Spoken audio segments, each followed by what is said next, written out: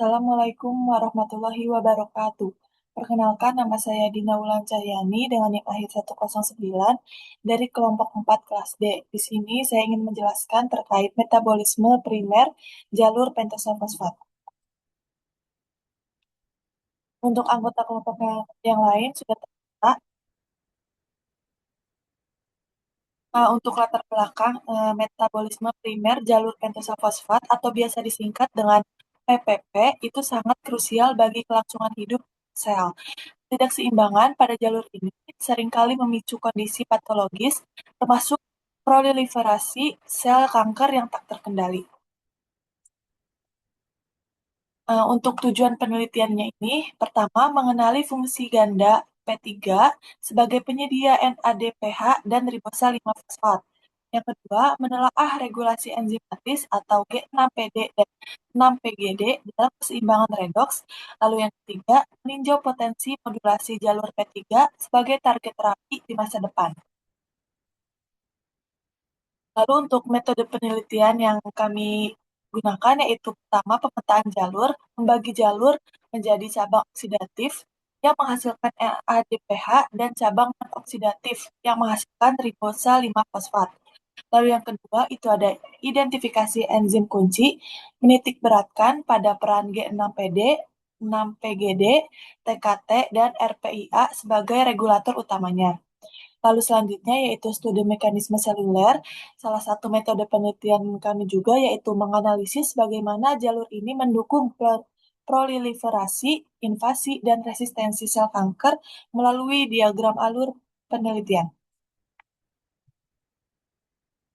Lalu hasil dan pembahasan dari mekanisme jalur pentosal fosfat yaitu metabolisme primer.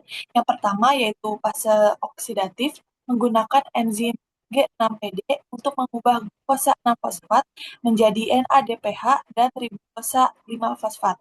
Pada fase non-oksidatif itu menggunakan enzim transketolase atau TKT dan transaldelase atau TAL untuk menghasilkan prekursor nukleotida yaitu ribosa 5-fosfat dengan fungsinya yaitu untuk menjaga keseimbangan redoks melalui regenerasi glutation untuk melawan stres oksidatif.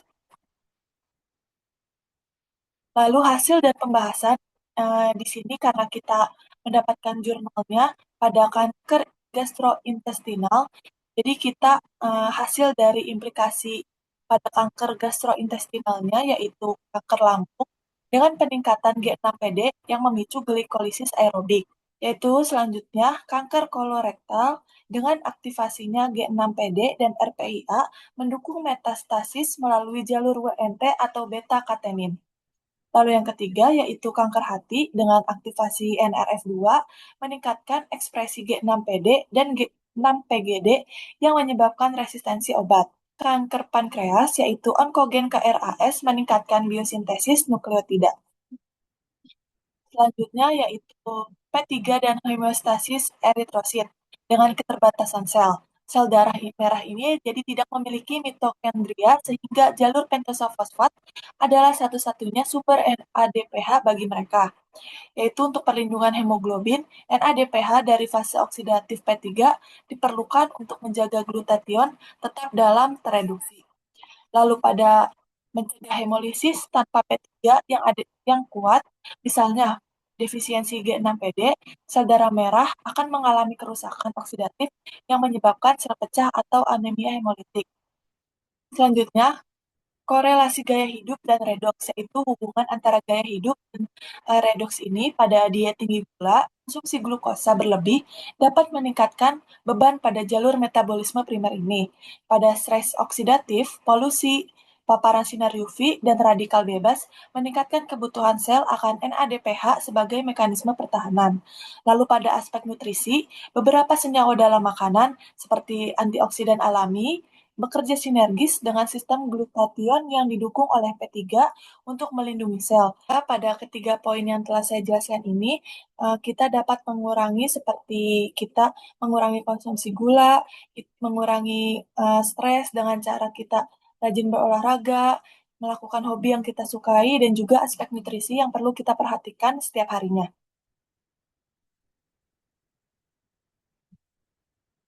Lalu aplikasi klinis dan biomarkernya dengan indikator penyakit yaitu aktivitas enzim kunci seperti G6PD dan TKT dalam darah dapat digunakan sebagai indikator kesehatan metabolisme.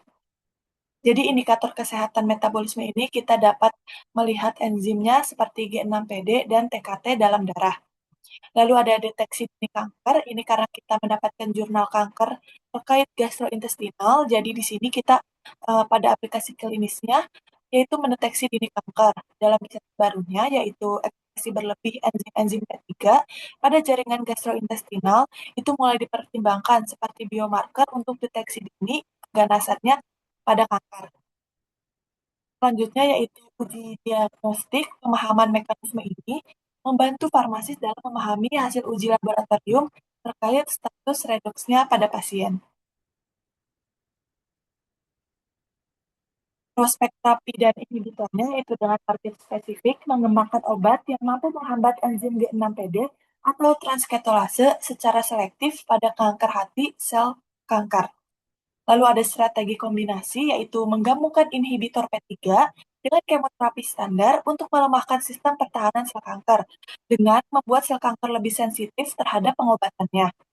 Lalu pada tujuan akhir dari terapi ini yaitu menciptakan terapi kanker gastrointestinal yang lebih presisi dengan efek samping seminimal mungkin pada sel normal. Sehingga pada ketika terapi sel kanker ini tidak mempengaruhi sel normal pada tubuh.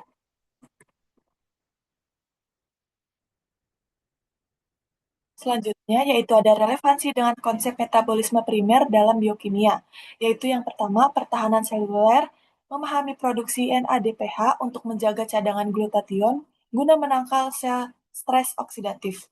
Lalu pada biosintesis DNA atau RNA, yaitu menyediakan bahan baku utama ribosa 5 fosfat yang mendukung replikasi materi genetik sel.